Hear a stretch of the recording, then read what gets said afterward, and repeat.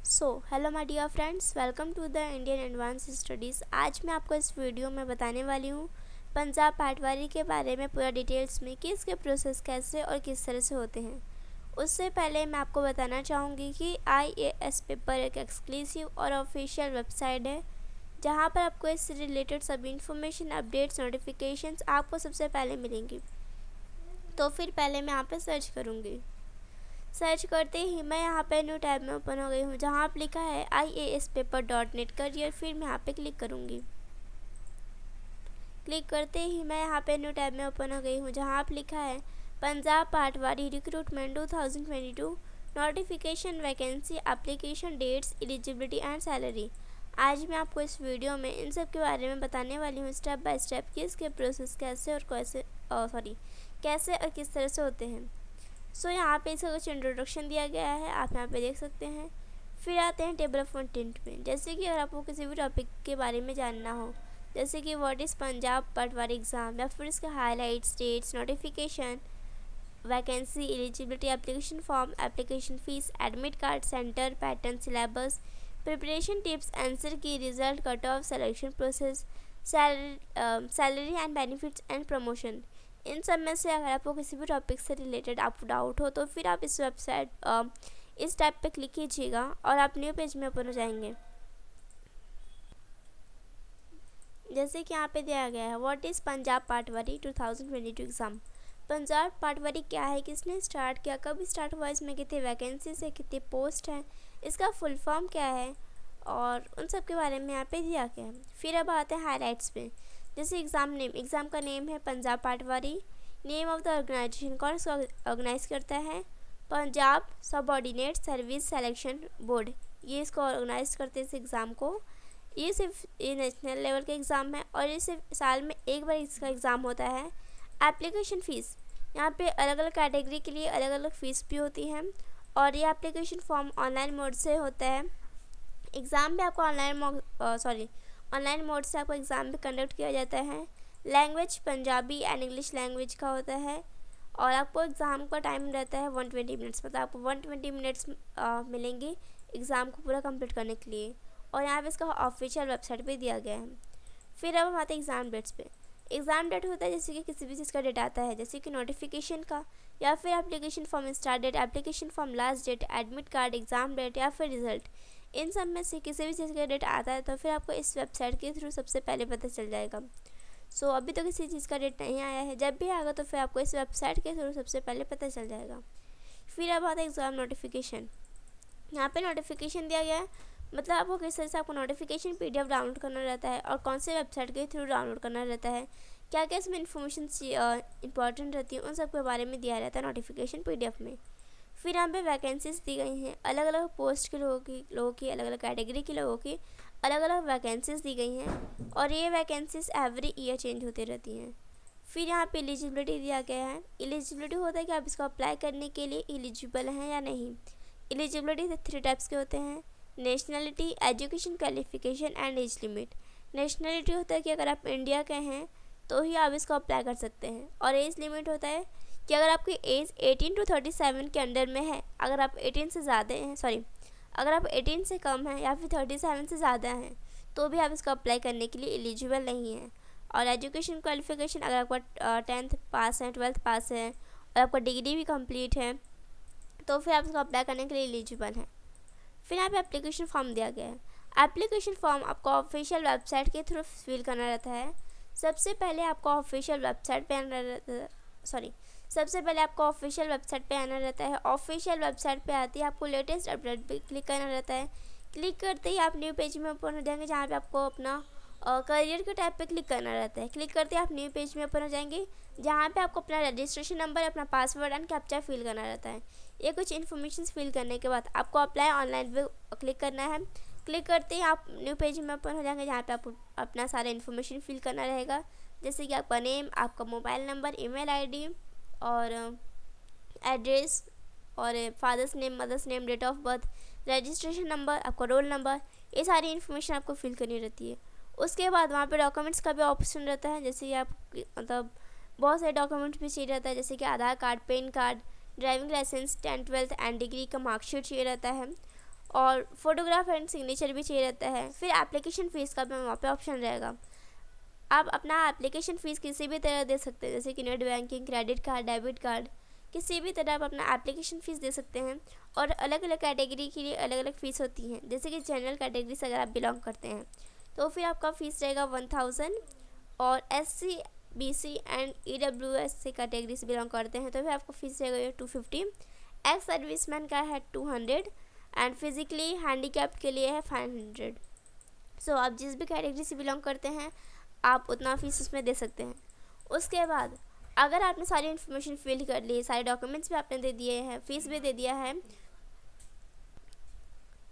तो फिर आपको एक बार अपना एप्लीकेशन फॉर्म रीचेक करना रहता है।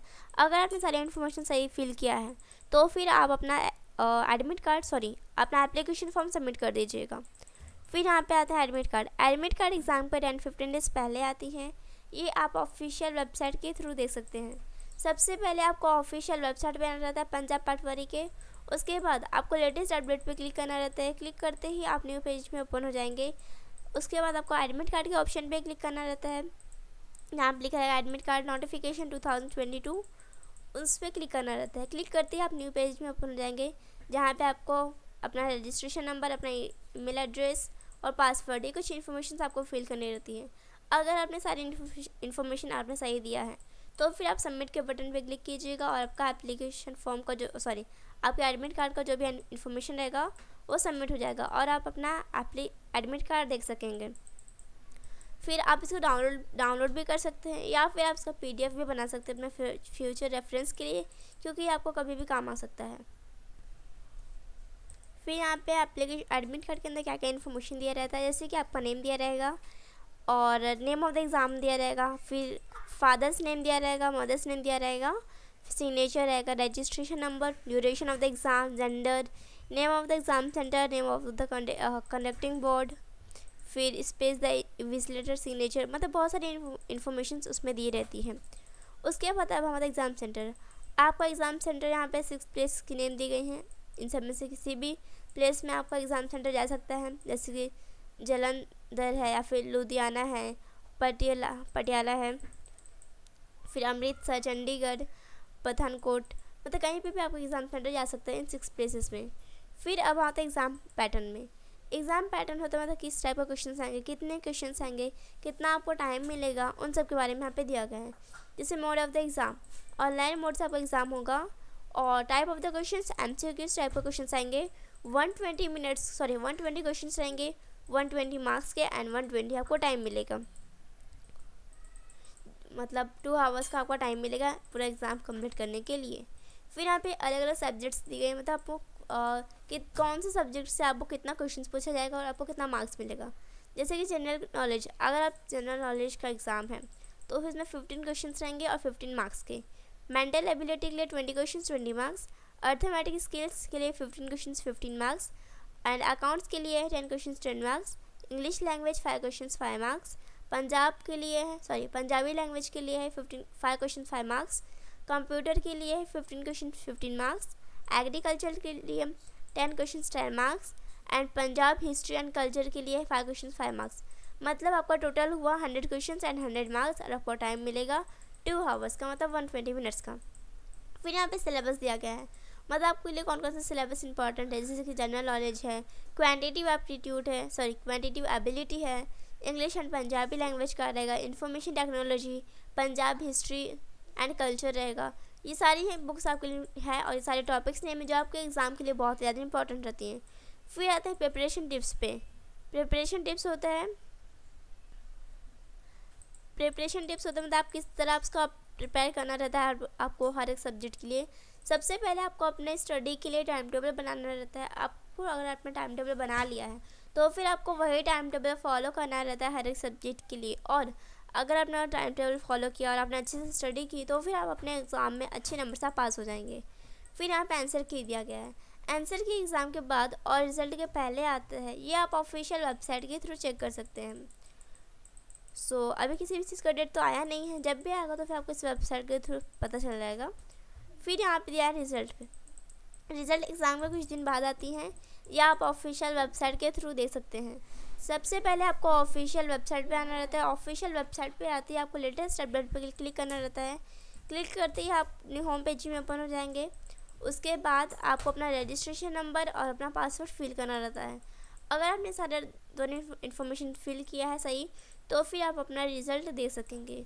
और अगर आपने अपना रिज़ल्ट देख लिया है तो फिर आप इसको डाउनलोड भी कर सकते हैं या फिर इसका PDF भी बना सकते हैं अपने फ्यूचर रेफरेंस के लिए। फिर आप पे कट ऑफ मार्क्स दिया गया है। अलग अलग कैटेगरी के लिए अलग अलग कट ऑफ मार्क्स भी होती हैं। जैसे अगर जनरल कैटेगरी से अगर आप बिलोंग करते हैं तो फिर आपका कट ऑफ मार्क्स 78 से ज़्यादा आना चाहिए। अगर आपको इससे मार्क्स कम आया तो फिर आप इसमें अप्लाई करने के लिए मतलब आप इसमें सेलेक्ट नहीं हो पाएंगे। और अगर शेड्यूल्ड ट्राइब से हैं या फिर शेड्यूल्ड कास्ट के हैं, बैकवर्ड क्लासेस हैं, अदर बैकवर्ड क्लासेस हैं एंड EWS, इन सब में से अगर आप कैटेगरीज हैं तो फिर आपको मार्क्स कट ऑफ मार्क्स इससे ज़्यादा आना चाहिए। अगर आपको इससे कम मार्क्स आए तो फिर आप सेलेक्ट नहीं हो पाएंगे। फिर यहाँ पे सिलेक्शन प्रोसेस दिया गया है, मतलब अगर आप prelim exam, main exam, document verification में या फिर इंटरव्यू में, इन सब में से अगर आप पास हो गए अच्छे नंबर से तो फिर आप इसमें सेलेक्ट हो जाएंगे। अगर आपका प्रीलियम एग्ज़ाम या फिर मेन एग्ज़ाम का मार्क्स आया तो फिर आप इसमें सेलेक्ट नहीं हो पाएंगे। फिर यहाँ पे सैलरी एंड बेनिफिट्स, अलग अलग पोस्ट के लोगों की अलग अलग सैलरीज होती हैं। और अगर आपने मतलब इसमें अप्लाई किया था और आप इसमें ज्वाइन हो गए हैं तो फिर आपको क्या क्या बेनिफिट्स रहेगा उन सब के बारे में यहाँ पे दिया गया है। जैसे कि हाउसिंग रेंट है, ट्रैवलिंग है, चिल्ड्रन एजुकेशन है, कन्वीनियंस है, फिर न्यूज़पेपर है, इंटरनेट है, चाइल्ड केयर है एंड सब्सिस्टेंस है। सो आपको इसमें बेनिफिट्स रहेगा। और अगर आपने इसे अप्लाई किया था और आप इसमें ज्वाइन हो गए, उसके बाद आपका कुछ टाइम बाद प्रमोशन हो जाएगा किसी भी पोस्ट में। जैसे कि अगर आप नेम तहसीलदार है या फिर तहसीलदार है या फिर deputy director of the department है, मतलब किसी भी पोस्ट में आपका प्रमोशन हो जाएगा। सो यहाँ पे कुछ FAQ की क्वेश्चंस दी गई हैं जो आपके लिए बहुत ज़्यादा इंपॉर्टेंट रहती हैं। सो इसकी लिंक डिस्क्रिप्शन में दी गई है, आप वहाँ पर जाकर चेक कर सकते हैं। Thank you so much for watching my video. Thank you.